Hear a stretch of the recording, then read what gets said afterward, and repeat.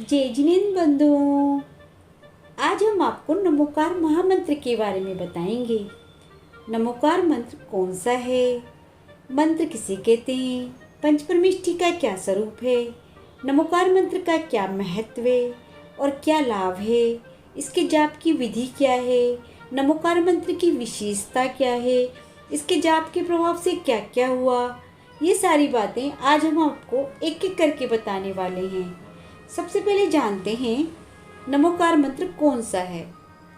नमो अरिहंताणं, नमो सिद्धाणं, नमो आर्याणं, नमो बचायाणं, नमो लोई सभे साउणम। तो ये हुआ हमारा नमोकार मंत्र, जो जैन धर्म का सबसे बड़ा मंत्र है और जिसे बच्चे को प्रारंभ से ही हम सिखा देते हैं। अब हम आपको बताएंगे कि मंत्र किसे कहते हैं। जिसमें अनंत शक्ति और अनंत अर्थ विद्वान रहते हैं और जिसका पाठ करने से कार्य की सिद्धि हो जाती है, उसको मंत्र कहते हैं। नमोकार मंत्र में 5 परमेष्ठी को नमस्कार किया गया है, इसलिए इसको पंचपरमेष्ठी मंत्र और नमस्कार मंत्र आदि नामों से पुकारा जाता है। अब हम आपको परमेष्ठी के बारे में बताएंगे। जो परम पद में स्थित होते हैं उन्हें परमेष्ठी कहते हैं। ये 5 होते हैं: अरिहंत, सिद्ध, आचार्य, उपाध्याय और साधु। अब इनका स्वरूप जानते हैं। अरिहंत, जिन्होंने 4 घातिया कर्मों को नाश कर दिया, जो 18 दोषों से रहित थे, उन्हें अरिहंत परमेष्ठी कहते हैं। सिद्ध परमेष्ठी, जो 8 कर्मों से रहित हैं, लोक के अंत में विराजमान हैं, उन्हें सिद्ध परमेष्ठी कहते हैं। आचार्य परमेष्ठी, जो स्वयं पंचाचार का पालन करते हैं और अपने अन्य साधुओं से कराते हैं तथा शिक्षा, दीक्षा और प्रायश्चित देते हैं। उपाध्याय परमेष्ठी वो होते हैं जो स्वयं पढ़ते हैं और संगत शिष्यों को पढ़ाते हैं।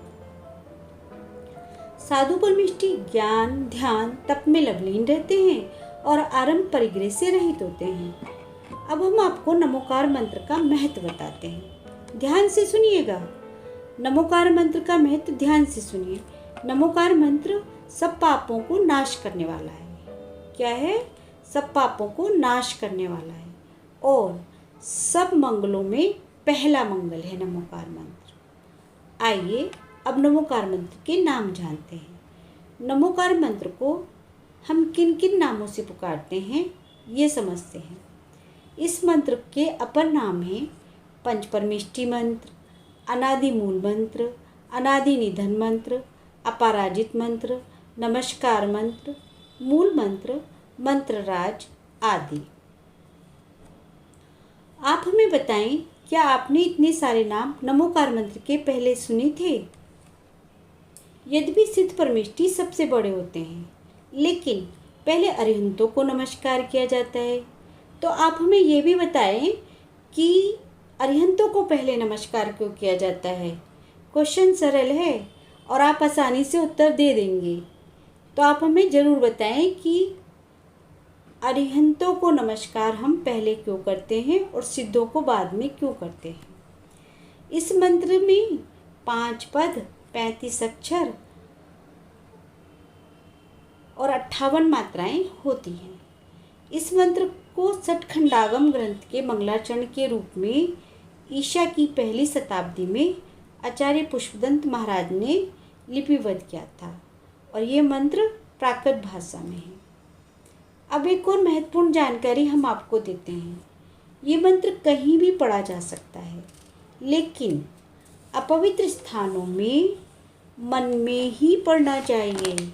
उच्चारण नहीं करना चाहिए इसका। जब हम अपवित्र अवस्था में हो या अपवित्र स्थान में हो, तब इसको मन में पढ़ें। अब हम आपको नमोकार मंत्र के लाभ बताते हैं।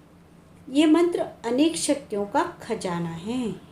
इसको शुद्ध स्थान और शुद्ध वस्त्रों में मनोयोग से जाप करने से संपूर्ण शक्तियाँ धीरे धीरे प्रकट होने लगती हैं। दुर्बल मन सबल बनता है, रोगी मन स्वस्थ बनता है, संकट और विघ्न दूर हो जाते हैं, सभी संसारिक सुख प्राप्त होने लगते हैं। अब जानते हैं कि नमोकार मंत्र का जाप कैसे करें। एक बार नमोकार मंत्र पढ़ने में 3 श्वासोच्छ्वास लगते हैं, तो 9 बार पढ़ने में 27 श्वासोच्छ्वास लगने चाहिए। अब हम आपको नमोकार मंत्र की विशेषता बताते हैं। देखो, नमोकार मंत्र में भगवान से कुछ भी नहीं मांगा गया है, बल्कि निस्वार्थ भाव से पंचपरमेष्ठी भगवान के प्रति भक्ति भाव प्रकट किया गया है। ये मंत्र कोई साधारण मंत्र नहीं है, बहुत अधिक प्रभावशाली है। अब इसका प्रभाव सुनिए क्या क्या है।